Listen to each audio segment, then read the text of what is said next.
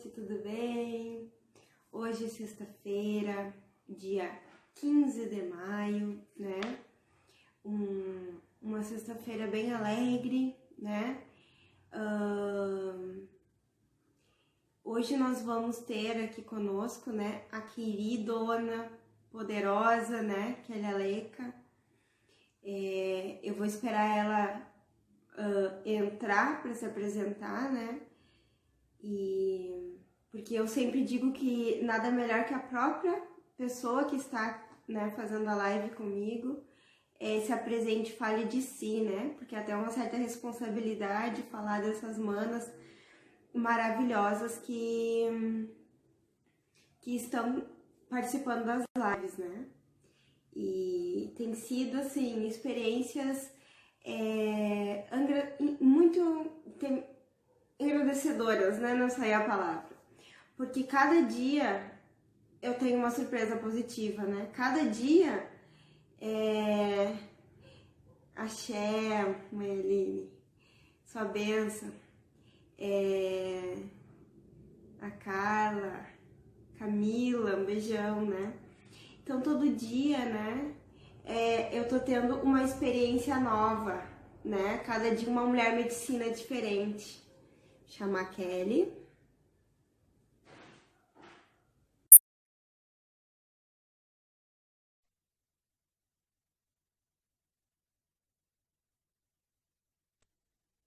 Olá, Tudo bem? tudo ótimo e você? Tudo ótimo também. Tá me ouvindo bem? Tô. Tá ok meu áudio também? Tá ótimo. Tava dizendo aqui, Kelly, que eu gosto que você se apresentem, né? Porque nada melhor que a própria pessoa falar um pouquinho de si, né? Sim. Então, te agradeço desde já, né, por essa oportunidade e passo a palavra para ti. Primeiro, gratidão, né, por estar aqui. É uma honra de coração mesmo participar desse processo, né, desse projeto.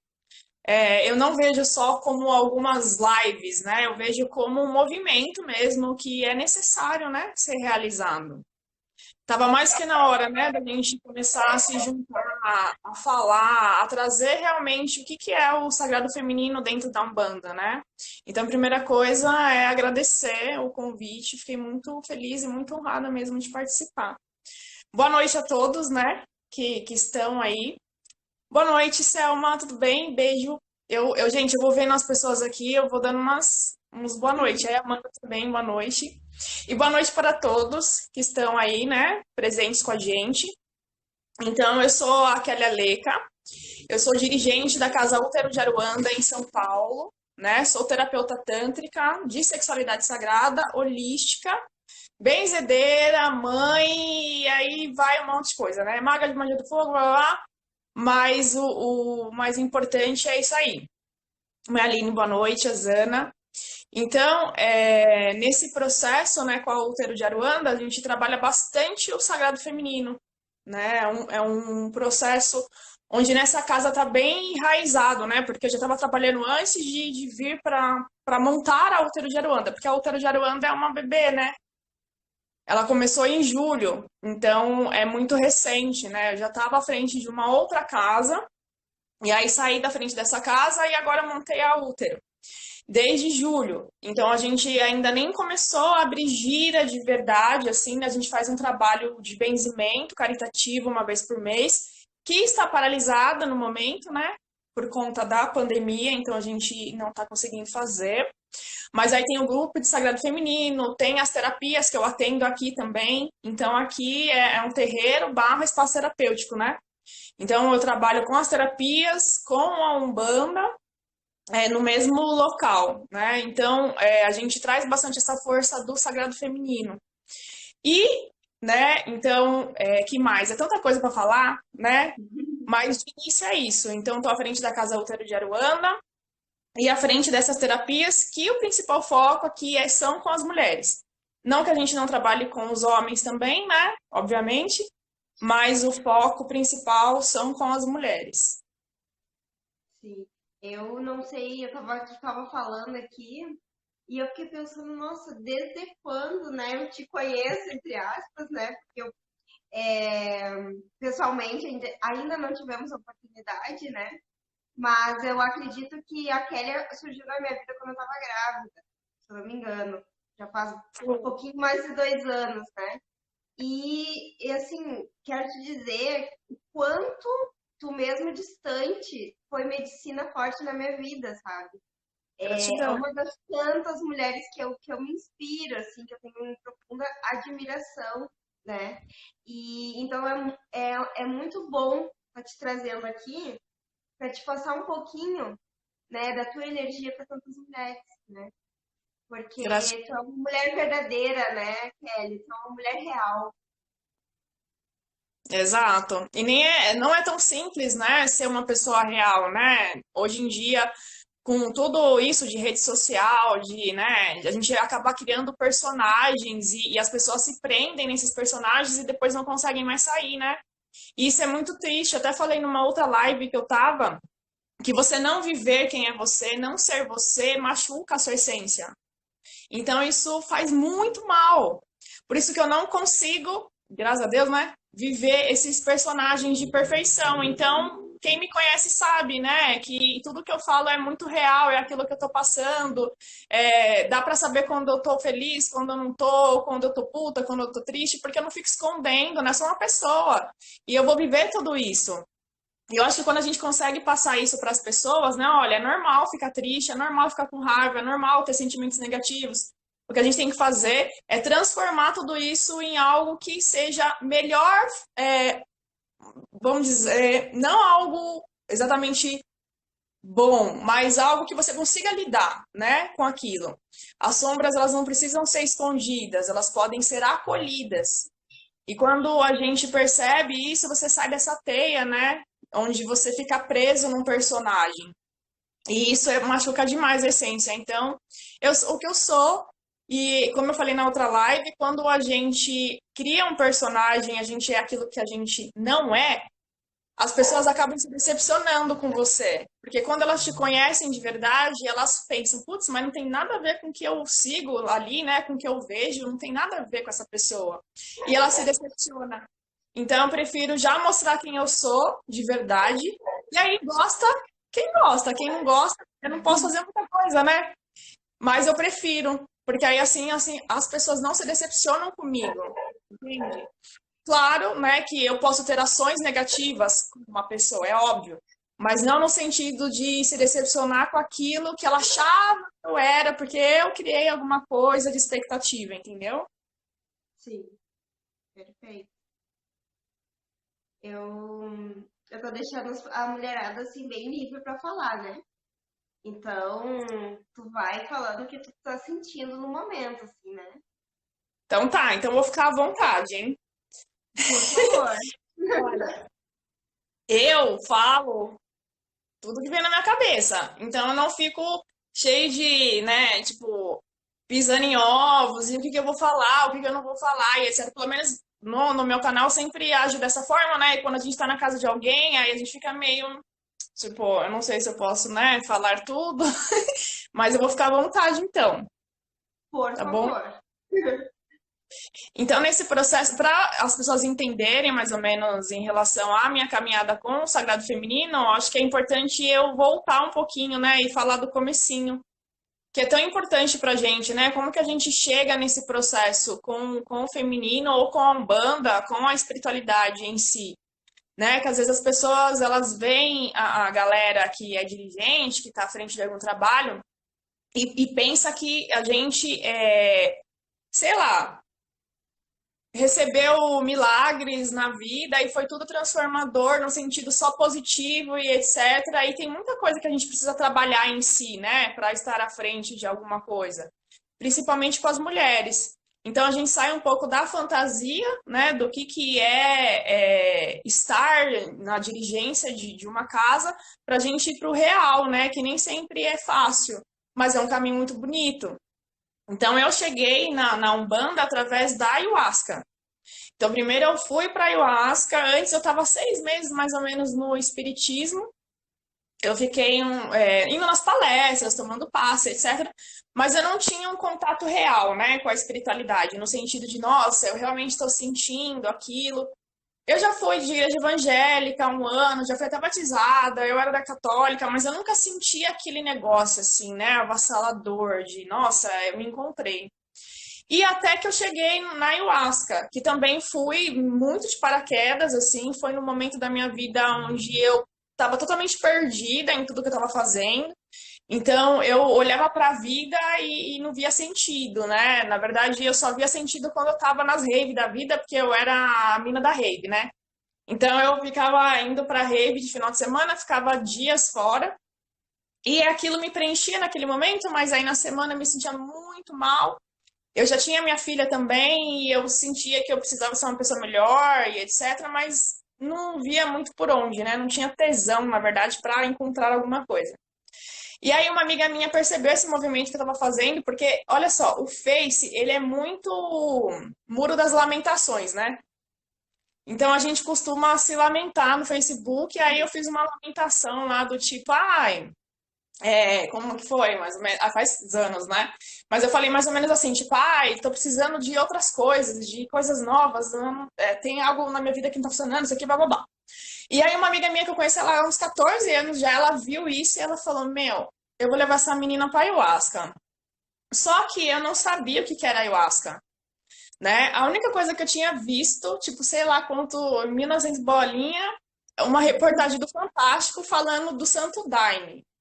Mas você sabe que a mídia, ela passa um negócio bem distorcido, né? Não é muito bem a realidade. E aí, eu só tinha visto isso e minha amiga falou, bora tomar um chá num sábado à noite, assim. Eu gosto de contar isso porque foi totalmente a espiritualidade agindo na minha vida imensamente nesse dia. Porque eu saía todo final de semana. E eu conhecia, sei lá, umas 30, 40 pessoas que saíam, né, de balada, de rolê, e sempre tinha alguém para que eu fizesse isso. Naquele sábado em específico, não tinha ninguém para sair. Eu mandava mensagem, aí um ia sair com a avó, outro ia sei lá o quê, outro ia ficar com a família, outro ia sair com a namorada, não sei o quê, não tinha ninguém. E eu com furico-tico, porque eu não conseguia ficar em casa, né, aquele vazio. Aí eu falei, meu, não tem nada pra fazer. Ela falou, vamos tomar um chá? Eu peguei e falei assim, cara, eu não tô entendendo, né? A pessoa me chama sábado à noite pra tomar chá. Nós vamos fazer o quê? Tomar chá de camomila? É chá do quê, né? Ela falou, meu, é o ayahuasca. Aí eu falei, meu, nem sei o que que é isso, cara, mas ok. Eu não tenho nada pra fazer. Então, já começa por aí esse negócio de, tipo, ai, não é só aquelas fantasias, né? Eu fui porque eu não tinha nada pra fazer, e eu sou muito sincera em falar isso, né? Eu não fui porque eu estudei, porque eu queria muito, porque a espiritualidade já tava me chamando e eu não sentia nada espiritual. Então, eu fui porque realmente não tinha nada pra fazer naquele dia. E aí, quando eu fui para ayahuasca, no primeiro dia de chá, eu já sentia Umbanda, né? Tocava Umbanda lá. E para mim foi terrível. Eu detestei imensamente. Porque quando eu tava tocando as músicas boazinhas, boazinhas, né? Tranquilinhas, só no instrumental, eu ficava bem. E aí, quando começava o batucado da Umbanda, que eu não conhecia, né? Eu começava a passar mal. A única experiência de Umbanda que eu tinha foi quando eu tinha 16 anos, que não é nem de Umbanda, porque uma pessoa me levou para casa de uma outra pessoa, que lá ele fazia incorporação e atendia. Era um negócio distorcido, né?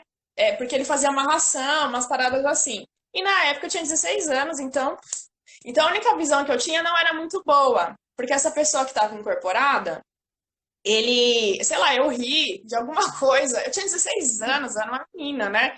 Eu ri de alguma coisa, assim, e aí ele pegou, esse cara, né, incorporado, pegou e fez eu tomar, tipo, água com pimenta, sabe? Tipo assim, você tem que pagar porque você riu, umas coisas muito pesadas, assim. E aí só me vinha isso na cabeça, coisas ruins, né? E aquele batuque comendo solto e eu não conhecia ninguém ali. E eu, tipo, meu Deus do céu. A única coisa que eu pensava era: a minha amiga me trouxe pra macumba. Da hora. Minha amiga é maravilhosa, me trouxe pra macumba. Eu vou matar ela na hora que eu sair daqui. E eu não gostei. Só que, aí vem, né? Na semana eu me senti muito bem. Então a minha vida começou a fazer sentido. Eu saí da caixa, né? Então eu falei, puta merda. Existe algo além do que eu achei que era a vida. Porque eu achava que era a vida era acordar, trabalhar, ir para casa, final de semana sair, e era isso, tava bom. Então, quando eu descobri que a vida tinha algo a mais, aquilo se revelou, né? E aí eu saí da caixa. Então, naquela semana eu me senti muito bem. Eu falei, Mel, aquele negócio é esquisito, mas me trouxe uma coisinha boa no coração, então eu vou voltar. E eu voltei na semana seguinte já. E aí, de novo, a Umbanda me incomodando. A Umbanda me incomodou por um bom tempo, pra ser sincera, dentro do processo da ayahuasca. Porque eu passava muito mal e eu sentia meu corpo balançando no batuque e eu não gostava. Eu sentia que aquele negócio estava me envolvendo, estava me levando e eu queria fugir, né? Que eu falava, meu, isso não é pra mim não, gente. Depois de um tempo, eu fui pegando amor no negócio, né? Então a gente vai gostando do batuquinho e assim vai. No primeiro ritual que eu fui, a minha preta velha que me resgatou de um processo ruim. Só que eu não sabia que era a minha preta velha. Hoje eu sei disso. Então, naquele momento, foi um momento muito difícil. Porque quando, olha, é até vergonhoso falar isso, mas para vocês verem que a gente, todo mundo passa por coisas meio bizarras no começo, é natural. Então, naquele dia que a preta velha veio falar comigo na ayahuasca, eu fiquei com medo dela, eu achei que ela era uma bruxa. E aí ela veio uma velhinha, né? Minha preta velha, tipo, a imagem dela, né? É de uma velhinha, tipo, sei lá, de 100 e tarará, sabe? Ela não é, tipo, uma senhora, ela é uma velha mesmo, né? E aí, quando ela apareceu, eu mandava ela embora. Eu falava assim, nossa, o negócio aqui é feio mesmo, isso aqui é coisa ruim. E, tipo, eu queria que ela fosse embora, e ela me ajudando. E ela fazendo um processo no meu útero. Primeiro ritual, eu já tive um processo com o Sagrado Feminino. Porque ela começou a fazer um processo de cura no meu útero. Só que eu não entendia nada. Então, tipo, eu só achava que tinha alguém me sacaneando, sei lá. Resumindo, eu fui gostando, né, do negócio, da Umbanda, foi fazendo sentido para mim, aí eu fui me comunicando com os guias, fui me comunicando com os orixás, fui entendendo, porque, mais uma vez, eu não entendia nada. Então, a primeira orixá que eu senti foi Oxum. Eu não sabia nem o que era orixá, o que era guia, o que era nada. Tanto que quem me falou que era feminino foi até uma amiga minha que já era da Umbanda. Que eu falei assim, meu, eu sinto Oxum, não sei nem quem que é Oxum. Aí ela é uma orixá feminina, não sei o que, me explicou. Então, quer dizer, eu não sabia de um nada mesmo. Depois de um tempo que eu tava na ayahuasca, eu escutei o seguinte, no ritual. Você é filha de Umbanda. E aí eu peguei e falei, ok, beleza, né? Eu gosto bastante de Umbanda, só. Eu não entendi o recado.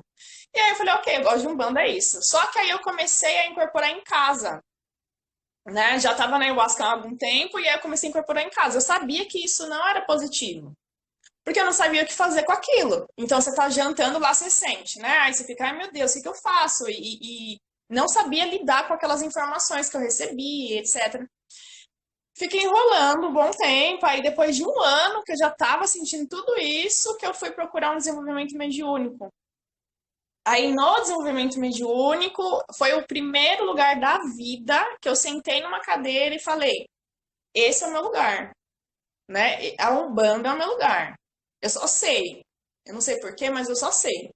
Desde então aí começou a caminhada mesmo. Aí eu fui aprendendo, fui entendendo, fui me ligando, né, a tudo isso, ok. Até que eu recebi a missão de ser mãe de santo. E eu recebi em casa isso num desdobramento. Então, quem me deu essa informação foi a própria espiritualidade. Eu desdobrei, né? Desdobrar é quando a gente sai do corpo com consciência e consegue visualizar só onde você está, o seu corpo, e você sabe que você está dormindo, né? Mas você está consciente. E nesse processo, eu comecei a girar, assim, dentro do meu quarto, loucamente. Até brinco que parecia o peão da casa própria, rodando lá loucamente. E aí alguém soprou no meu ouvido. Você vai ser mãe de santo. E aí eu não aceitei na hora. Eu fiquei tão assustada que eu voltei e fingi que nada tinha acontecido. Mais uma vez a ayahuasca agindo na minha vida. No outro dia eu fui pra ayahuasca e os guias vieram e falaram: você vai ser mãe de santo, e etc. E eu não aceitei. Então eu ficava passando mal, né? Tipo, eu não quero, meu. Eu não queria nem trabalhar na Umbanda, eu falava antes, né? Porque antes a palavra trabalho, ela me incomodava. Tipo, trabalhar na Umbanda. E eu sempre fui uma pessoa muito livre, muito livre. Então aquela palavra trabalho me incomodava. Tipo, meu, trabalhar. Quando eu comecei a trabalhar na Umbanda, eu entendi que não tem nada de trabalho, né? Que a gente ama demais isso que a gente faz. A gente sente muita falta. A pandemia tá aí para mostrar isso, né? Então, na verdade, não é um trabalho, é só um nome. Mas como a gente não sabe das coisas, então é natural que a gente se assuste. Aí, quando eu recebi a mensagem para ser mãe de santo, para mim foi meio complicado porque eu não queria. Eu já estava realizada dentro da Umbanda. Para mim, eu já estava no ponto alto da Umbanda para mim, porque eu já estava fazendo o que eu gostava, que era atender, que era trabalhar na casa, né? Eu tomava ayahuasca ainda, então para mim eu já estava ótima com a espiritualidade e não queria aceitar. Mas, né, as coisas vão se guiando aí no meio do caminho e eu acabei aceitando, recebi a coroação e comecei a tocar os trabalhos na época junto de uma outra pessoa, que era meu marido na época. Depois a gente se separou e aí eu comecei a tocar sozinha aqui na Útero. Em outra, em paralelo, aliás, né? Em paralelo com tudo isso, eu já estava fazendo o processo de terapia com as mulheres. Eu já era terapeuta tântrica, né? Então eu estava trabalhando já trazendo a espiritualidade para esse processo, porque dentro da sexualidade sagrada eu trabalho com os guias da Umbanda. Então eu já estava nesse fluxo, já estava começando a entender que meu caminho era com as mulheres, né? O meu principal papel dentro da sexualidade. Quando eu entrei como mãe da casa, então eu só juntei uma coisa na outra. Juntei as terapias, que já fazia com a espiritualidade, da sexualidade, mais as mulheres, mais o meu processo ali de frente à casa. Então, se você entrar no meu Insta, para quem entrar no meu Insta é uma salada, né? Porque eu falo de sexualidade, falo de espiritualidade, falo de umbanda, falo de ayahuasca, falo de tudo. Porque tudo isso faz parte da minha vida, né? Tudo isso faz parte do meu dia a dia. Então eu junto tudo isso e faço um processo. Então, quando uma mulher me procura, a gente tem vários leques ali, né? Eu consigo trabalhar na Umbanda, eu consigo trabalhar no Tantra. Então, eu também faço palestra de sexualidade na Umbanda, que a gente precisa falar de sexo e sexualidade dentro do terreiro, né? A gente precisa mostrar que isso faz parte da gente, faz parte do nosso ser. Nós somos seres sexuais. Então, se a gente não conseguir trabalhar isso dentro do terreiro, que é onde acalenta a gente, aonde a gente vai trabalhar isso, né? Então, eu comecei a entender a necessidade da gente falar de sexo e sexualidade dentro do terreiro. Não que seja só eu, mas eu também precisava estar nesse movimento. E hoje o que eu mais faço é sexualidade, umbanda, terapia e mulheres, né? Não que, mais uma vez, não que eu não trabalho com os homens, eu trabalho com os homens também. Mas o meu foco sempre vai ser o feminino. Mesmo porque é onde eu mais sei lidar, porque eu sou mulher, né? Então eu conheço as dores das outras mulheres, assim como elas conhecem a minha também. E a gente faz uma troca. Então, quando eu ajudo essa mulher a se resgatar, eu me ajudo a se resgatar também, e ela também me ajuda com a sua própria experiência. Então, é um fluxo de troca, né, que a gente faz. Para algumas pessoas ainda é confuso essa associação de Umbanda com Tantra, porque não é comum, né? Se você buscar Tantra e na Umbanda ou algo do tipo, você só vai achar um vídeo que é o meu, porque não tem ainda, porque tem outras pessoas agora começando a entrar nesse fluxo, né? Então é importante a gente entender que a sexualidade tem que fazer parte do terreiro também. Por isso que eu sou uma pessoa que eu falo o que eu sinto, porque a sexualidade traz bastante isso. Quando a gente começa a aceitar a nossa sexualidade, a gente aceita nossas sombras e aceita quem a gente é. Então a gente começa a conseguir colocar tudo isso para fora. Aqui na Útero eu tenho um processo de sagrado feminino que chama Jornada Renascer do Útero. É toda quarta-feira, que agora também está online, né? Por conta da pandemia. Então, nesse processo, eu tento fazer com que as mulheres consigam entrar nessas nuances. Então, a gente sempre faz o processo terapêutico e espiritual. Então, eu junto um processo com outro. Um exemplo é, sei lá, eu sempre dou esse exemplo que é simples. Se eu vou falar de amor próprio, então faço um processo terapêutico em relação a isso e entro com Mãe Oxum, porque, né, para trazer o amor próprio. Então, se eu vou falar de sexualidade, eu entro principalmente com Pombagira. Se eu vou trabalhar o sagrado masculino, eu entro com Exu. E assim por diante. Criança interior, os erês, né? E erê também trata a sexualidade. Todos os guias, inclusive. Então, eu consigo ali ir colocando a terapia mais o processo espiritual. Porque, meu, a gente não consegue fazer nada sem colocar os guias, né? Eu brinco que depois que a gente vira macumbeiro, a gente não consegue fazer nada sem macumba. Então, até os processos que são terapêuticos, eu coloco a espiritualidade. Eu não consigo deixar isso de fora, porque para mim faz muito sentido utilizar uma força que a gente sabe que a gente pode usar, né? E se eu posso usar, então eu vou utilizar, com todo respeito, é óbvio. Mas ela pode fazer parte ali do processo terapêutico, né? É importante que faça parte. Para quem tem abertura para isso também, que nem todo mundo é obrigado. Mas geralmente quem chega na útero já me conhece, né, ali dos posts, tudo já sabe que vai ter uns batuque, né? Então a pessoa já vem sabendo que vai ter esse processo. E às vezes a pessoa nem era da Umbanda e começou a se descobrir na jornada Renascer do Útero por conta dos processos com a espiritualidade. E aí começa a entender, a se interessar, e aí é automático, né? Vai indo. Mas quem tem que ter essa abertura é a própria pessoa, né? Porque a gente não cura ninguém, né? Quem se cura é o próprio ser que está ali no processo. Isso dentro da Umbanda, isso dentro do Sagrado Feminino, né? Quem se cura é a pessoa que está recebendo. Se ela não quer fazer esse movimento, não, nem Deus encarnado vai fazer. E se ela quer fazer, um segundo que ela tem de experiência de qualquer coisa, ela já consegue se abrir e consegue resgatar essa cura. Nossa, eu tô falando, eu já tô indo para outros assuntos, né? Que eu comecei a falar já. Tá tudo Vai interligado, indo. né? Oi? Eu não Tá tudo entendi o que você falou. interligado. Sim, um processo se mistura ao outro, né? Então, essa trajetória, né, que eu tive, a Tati tá aí também, gratidão. Essa trajetória que eu tive com a Umbanda, eu sempre brinco que dá para eu fazer um stand-up, assim, que eu tive várias situações de, tipo, bizarras, assim, de não saber mesmo o que estava acontecendo, do que estava acontecendo comigo, com a espiritualidade e etc.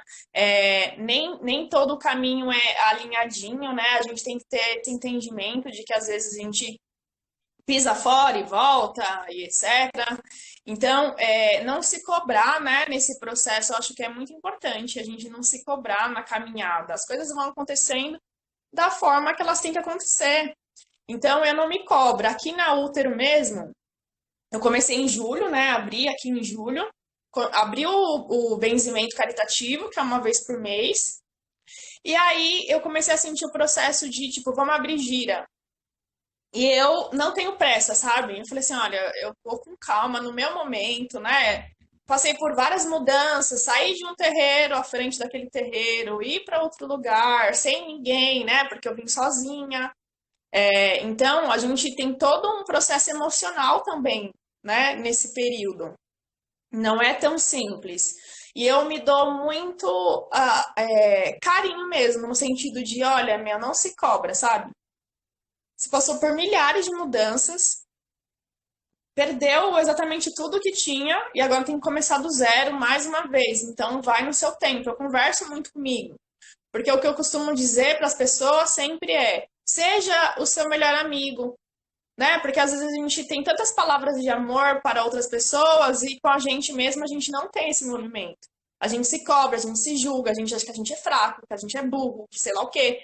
Então, eu tento conversar. Não é sempre não, né? Às vezes eu também faço isso, mas eu tento ao máximo trazer esse movimento para mim no sentido de respira, tá tudo bem, não tenha pressa, não é para ontem, então tá tudo certo.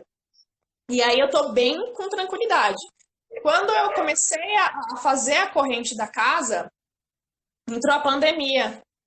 Aí eu né, dei uma parada, falei pro pessoal que não tem como a gente desenvolver isso agora, né, porque a gente precisa se encontrar, fazer giras fechadas primeiro, conhecer todo mundo.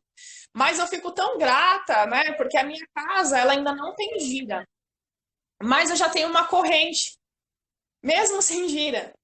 Isso é um movimento muito bonito, porque não é tão fácil você conseguir criar uma corrente, né? Então, eu tenho muita sorte, eu falo, eu tenho muito axé, assim, porque é uma bênção. Eu consegui já ter uma corrente mesmo sem eu ter perdido tudo e ter criado uma corrente tão rápido. Então, na mesma semana que eu quis abrir uma corrente, eu já consegui essa corrente. Eu sou muito grata, assim, muito à espiritualidade. Só que eu não tô com pressa também. Então, eu vou no meu momento. Eu já tô fazendo os trabalhos que têm que ser realizados agora, que é o benzimento e o sagrado feminino, e as terapias. E a gira, que a gente sente falta, né? Eu vou aí no movimento bem tranquilo agora nesse momento para eu não me cobrar mesmo. Eu faço giras fechadas, que eu falo que é extremamente fechada mesmo, que é só eu e os guias, né? Porque a gente precisa dessa comunhão. Quando você está à frente de uma casa, você precisa ter certeza, né, daquilo que você está fazendo, daquilo que você está trazendo, da sua comunhão com a espiritualidade. Então, eu faço gira extremamente fechada, só eu guia, para eu conseguir ir ancorando tudo isso em mim, para que eu possa, mais uma vez, estar firme à frente de uma casa. Porque estar à frente de uma casa não é fácil, né? Ainda mais quando você está sozinha. Já não é fácil nem se tiver mais 10 pessoas ajudando. Sozinho, então piorou. Então, acho que a gente não tem que ter pressa, a gente tem que ter um movimento leve, né? De ir seguindo conforme as coisas vão se abrindo. Eu acho que as mulheres precisam fazer muito isso, principalmente. A gente é muito cobrada, no sentido de a mulher saiu de casa, né, para ir trabalhar, e aí agora ela tem que ser a melhor profissional, a melhor dona de casa, a melhor mãe e ainda ser gostosa, né? Porque a gente já tem esse papel. Além de tudo que a gente passa, a gente tem o papel de ser gostosa, que isso é um fardo.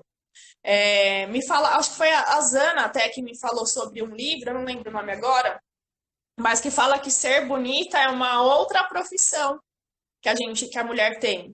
E isso é real, porque a gente tem que estar sempre bonita. Então, além de tudo que você faz, você tem que ser gostosa também. Você tem que caber, né, dentro de um padrão social. Porque a sociedade está o tempo inteiro te mostrando quem você precisa ser. Né? Que cor de cabelo você precisa ter, como seu cabelo precisa ser, como seu corpo precisa ser, como seu seio precisa ser, tudo. Como você precisa agir, porque além de tudo isso, você tem que ser uma mulher doce e gentil, né? E dócil. Então a gente tá sempre o tempo todo sendo moldada. Por isso que eu falo que a gente tem que ser gentil com a gente. Não escutar mais o que está no externo, né? Nessa sociedade louca, falando o tempo todo coisas do que a gente tem que fazer, do que a gente tem que ser. Então a gente tem que começar a se escutar, a sua essência, não o de fora, né? Tem algumas pessoas falando aí, né? Como é que funciona? Você vai ler? A Lili colocou ali um relato, né? A Lili Freitas, de Lajeado, né? Minha mana querida aí, tá nos assistindo, que teve uma experiência contigo, né? Quando ela foi em São Paulo, bem transformadora. Arrou, né? A sexualidade é muito transformadora, porque a gente começa a entender quem somos. Todo o processo precisa trabalhar a sexualidade. Por mais que às vezes a gente não faça isso de maneira consciente, porque alguns processos terapêuticos ou espirituais não têm essa consciência exata, é sexualidade. Mas todo trabalho trabalha a sexualidade. Porque, mais uma vez, é tudo que a gente é, né? É o que nós somos. Então, se eu não consigo resgatar o que eu sou, eu não consigo trabalhar todo o resto. Então, a autoestima e amor próprio vem da sexualidade. A autoestima e amor próprio vem do chakra sexual. Quando eu começo a movimentar esse chakra, eu começo a movimentar esse processo também. Então, já fica uma dica aí para todo mundo que quer trabalhar autoestima e amor próprio, tem que trabalhar o chakra sexual. É ele o responsável pelo amor próprio, pela abundância, para você trazer as coisas que você quer na sua vida. É o chakra sexual. Então a gente precisa olhar para a sexualidade. Não tem jeito. a mãe Aline perguntou qual é a melhor maneira da gente tratar com isso com os adolescentes. A sexualidade, Isso. né? Acho que é isso, né? Uhum. Olha, teve até uma palestra que eu dei que me perguntaram bastante sobre isso, né? Como que trazer isso para os adolescentes? Adolescente está numa fase onde existe um fluxo gigante de energia sexual, né? Então, os hormônios estão começando a super desenvolver ali nesse sentido. Então, é o momento que a gente quer descobrir coisas, que a gente quer passar por experiências. Eu acho que o maior erro dessa fase é quando a gente tenta reprimir. Então, vai lá e só fala assim: não faça. É você. Duas coisas você vai fazer nesse momento. A primeira coisa é fazer com que ele faça, né? Porque você falar não faça é o caminho mais fácil dele fazer. E a segunda coisa é, a pessoa fica entendendo inconscientemente, porque 90% das pessoas que eu atendo dentro da sexualidade vêm com essa crença limitante. Quando as pessoas, os adultos, ficam falando para um adolescente ou para uma criança também, sexo é errado, não pode fazer agora, não sei o quê, isso cria uma crença limitante em relação ao sexo.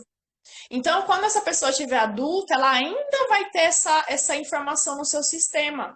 Ela vai entender que o sexo é errado.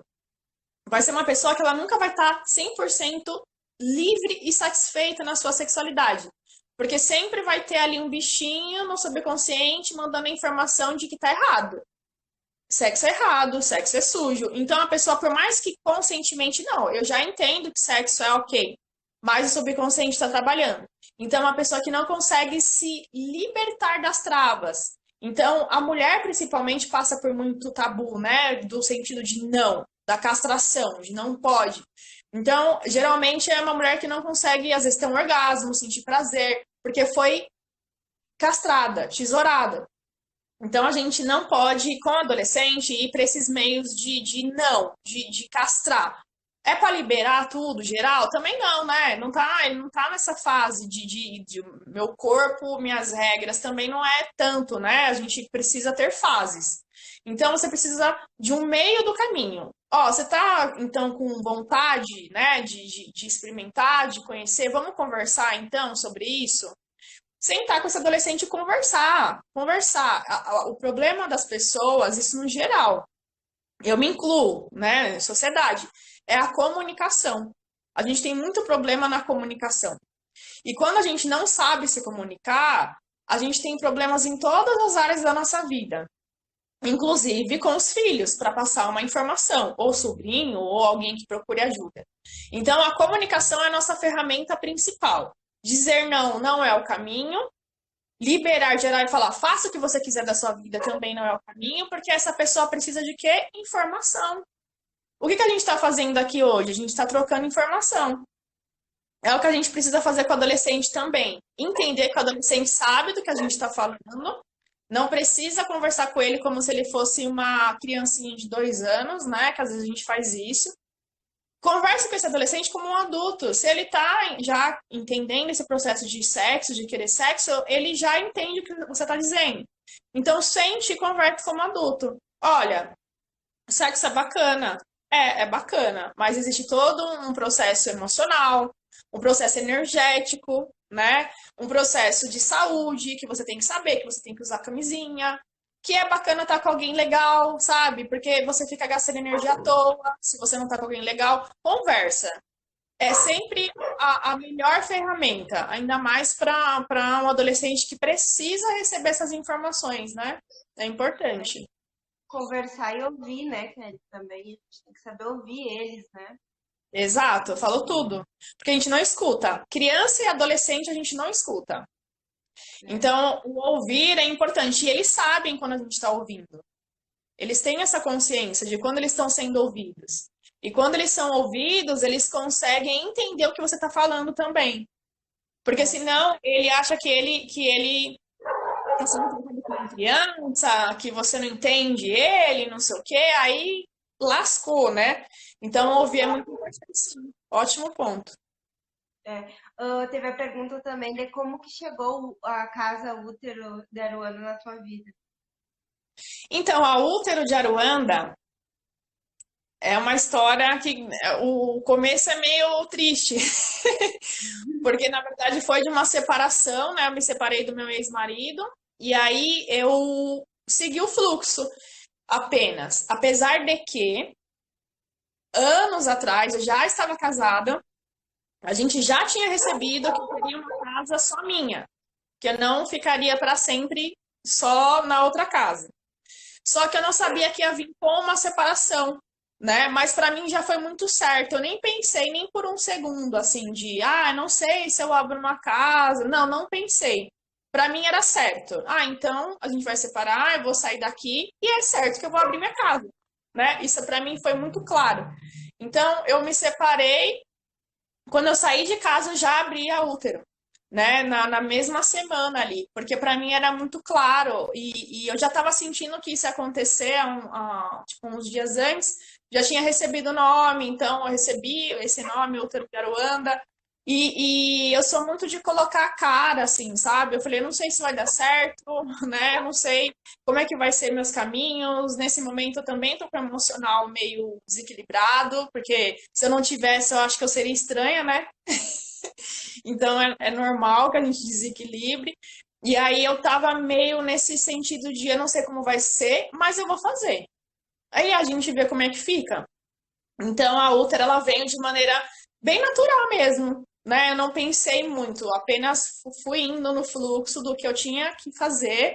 E hoje eu já estou bem, né, emocionalmente, aí eu consigo estar mais aberta ainda, né, para essa casa, assim como essa casa é aberta para mim, né? A gente não tem dúvidas, né, que é uma casa bem abençoada, assim, eu amei o nome, Gratidão. tem uma força imensa nesse nome.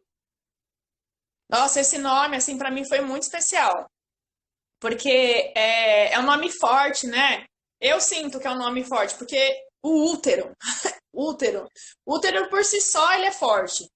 É o coração da mulher, né? O útero é o nosso coração, é onde fica enraizada nossas emoções, é onde fica enraizada a vida, é onde vem a vida.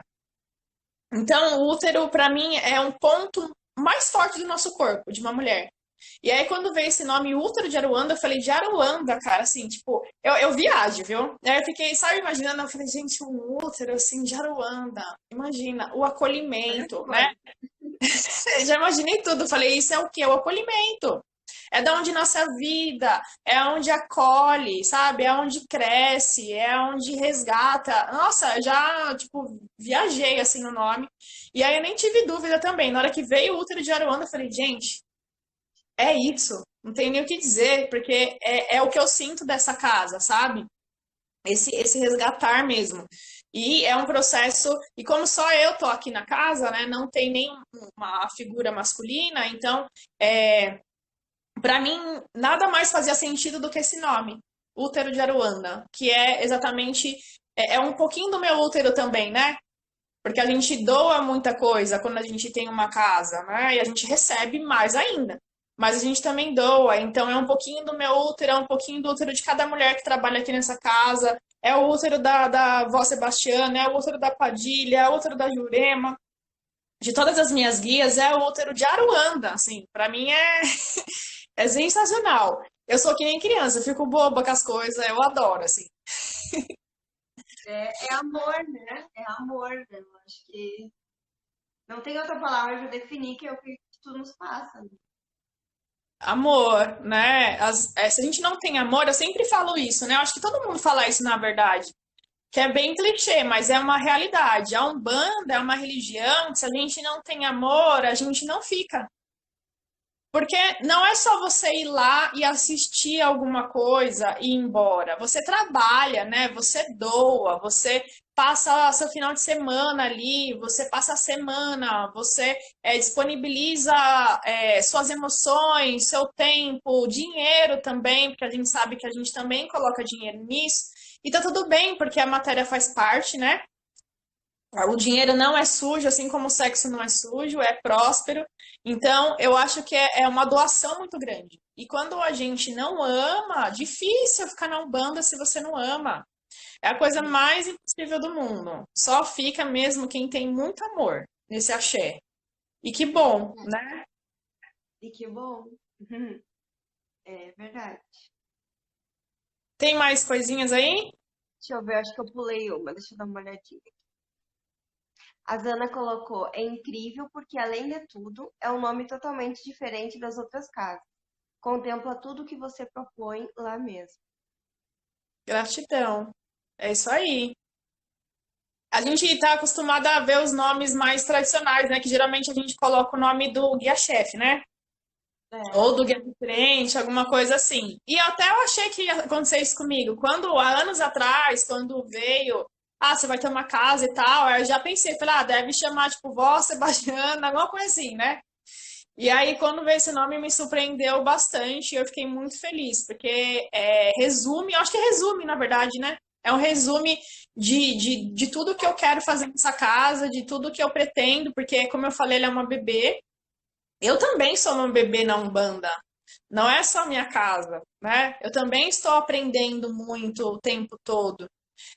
Então, eu acho que resume muito tudo que eu sou e tudo que essa casa é. E, mais uma vez, né? Quando a gente fala sobre a gente tem uma preocupação, né? Eu até pensei nisso hoje, eu falei, eu não quero aparecer ou aparentar, né? Uma arrogância ou algo do tipo. É difícil falar de si, né? Porque a gente tem um medo de parecer que a gente se acha foda pra caramba, né? E sei lá, alguma coisa do tipo. Então, eu espero que eu não esteja passando esse tipo de imagem, mas também tem um outro lado desse processo, que inclusive a gente tem que trabalhar também no Sagrado Feminino. Nós, como mulheres, nós temos muito essa preocupação, porque a mulher, quando ela está numa posição de frente e de líder, ela é taxada muitas vezes como uma mulher que quer se aparecer. O homem é natural ele ser líder, né? Então ninguém tem muito essa visão, tipo, ele tem o dom, ele fala muito bem, não sei o quê, e é natural. E uma mulher, quando ela tá à frente, ela tá falando e ela tá mostrando, geralmente ela é taxada como alguém que tá se achando. Isso é natural da sociedade. Então a gente tem que trabalhar isso dentro da gente também. E entender que a mulher pode falar, a mulher pode se mostrar no sentido de mostrar o seu trabalho, mostrar o seu potencial. A gente não tem que ficar escondida mais na cozinha, né? Acho que já passou esse período com aí, certeza. Ontem a né? mãe Vanessa deixou o desafio para que a gente depois torne isso real, né? Não só virtual, que a gente possa se Exato. reunir, né? Aqui no Sul ou aí em São Paulo, né? Ela me incumbiu desse desafio e eu tô pensando, assim, eu acho muito importante. Exato. Cada uma tem muito a contribuir com a outra, né? A gente possa fazer um encontro de mulheres do axé, né? Não só da Umbanda, né? Que tem Super as top. irmãs do Candomblé, da nação, né? Então, acho Exato. que podemos movimentar, né? Isso aí e mostrar que a gente tem a nossa voz, o nosso papel. Eu super topo. Ontem mesmo eu tava vendo um vídeo era um lugar de mato, assim, com milhares, sei lá, milhares é exagero, mas tinha, sei lá, umas 500 mulheres, assim, todas juntas, tocando tambor e cantando. E aí eu vi aquele vídeo e falei, gente, pós-quarentena esse negócio tem que acontecer. Eu não sei como, né? Eu não sei com quem, mas esse negócio tem que acontecer. E aí bate com isso, né? Da gente conseguir se reunir. Imagina a gente conseguir pegar um lugar, assim, sei lá, um sítio ou qualquer coisa do tipo, e juntar todas essas mulheres e a gente se consagrar, né? Cantar, se escutar, conversar. Só de estar juntas já é um processo de cura muito forte. A Nossa, mulher que se junta, ela já se cura. é. E eu acho, acredito que tem que colocar mesmo esse projeto aí, né? Tem a pandemia ela trouxe essas coisas pra gente pensar, né? Então, e o teu trabalho falando de sexualidade e quebrando os tabus é fundamental para todas nós, né? Não só para nós mulheres, né, Kelly, mas para os homens também. Mesmo porque eles precisam estar nesse fluxo de cura, né? Porque não adianta a gente se curar e os homens não. Porque nós somos uma coisa só. Então eu preciso que todos entrem no processo. Por que que para a mulher é mais difícil? Por aquela questão da gente ser mais boicotada na nossa sexualidade, né? A gente é mais castrada do que o homem. Então o nosso movimento vai ter que ser mais profundo. Mas eles precisam estar nesse movimento também. Porque muita mulher que às vezes está num relacionamento e ela começa a entrar nesse processo de cura com a sexualidade. E o homem não, vai começar a dar uma desligada ali, vai ter um problema na relação. Então, o homem ele também vai precisar fazer parte desse processo, né? É imprescindível. A diferença é que a gente precisa ir mais fundo, às vezes, por conta do machismo. Então, o machismo é muito forte, né? Em tudo que a gente é. A gente não consegue ser, na Gostando da verdade. ideia. Oi? As manas estão gostando da ideia, né? A Claudinha botou ali me leva, mas ela também foi uma das que cutucou. Se torna isso, né, um encontro com mais calor, assim, que a gente possa se abraçar numa outra situação, né?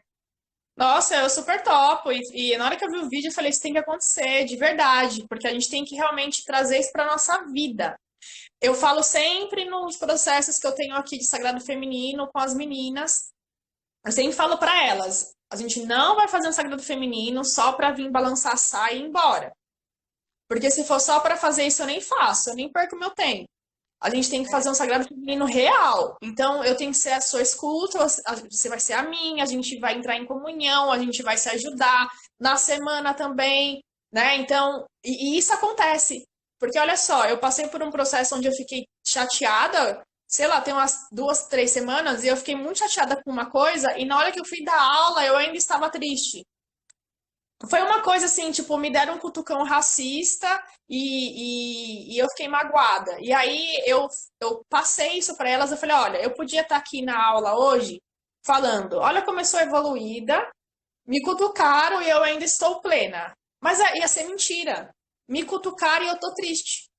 Então eu falei isso para elas, né? E desabafei bastante coisa e etc. Falei sobre o racismo, porque a mulher negra, eu sou uma mulher negra de pele clara, eu já passo por racismo.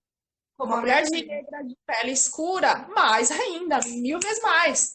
Então a gente tem que falar sobre isso também. E aí eu falei muita coisa para ela sobre o racismo com as mulheres, etc. Sobre a solidão da mulher negra, muita coisa, né? E elas pegaram, vendo que eu estava triste, elas se movimentaram no grupo, só elas, eu não estava nem sabendo, e elas fizeram um vídeo de homenagem para mim, sabe? Falando, tipo, o que aconteceu na vida delas depois da jornada e etc. Me doando amor, era amor, amor, muito amor. Então, ali eu fiquei tão feliz porque além de receber esse amor, eu falei, cara, eu tô conseguindo, meu, fazer o sagrado feminino real, sabe? Porque se não fosse real, todo mundo ia, no português, claro, cagar 1 quilo que eu tava triste. Tipo, ah, filhona, você tá aí à frente, você que se vira, fica bem e dá aula aí. Porque é assim que às vezes as pessoas pensam, né?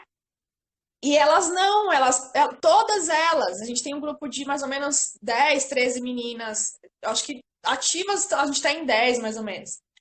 E aí, todas elas se juntaram, fizeram um vídeo, me doaram tudo, assim, de amor, e eu falei, cara, isso é sagrado feminino pra mim, não é só os encontros é uma vírgula, né, mas você acolher, e elas me acolheram, e elas nem têm essa obrigação, né, de me acolher, mas elas me acolheram, porque a gente está fazendo o sagrado feminino real. Então isso pra mim foi nossa, eu fiquei mega feliz. Eu falei, nossa, gente, porque tudo que eu não quero é ficar arrastando saia, acendendo vela e fingindo que tá tudo certo, né?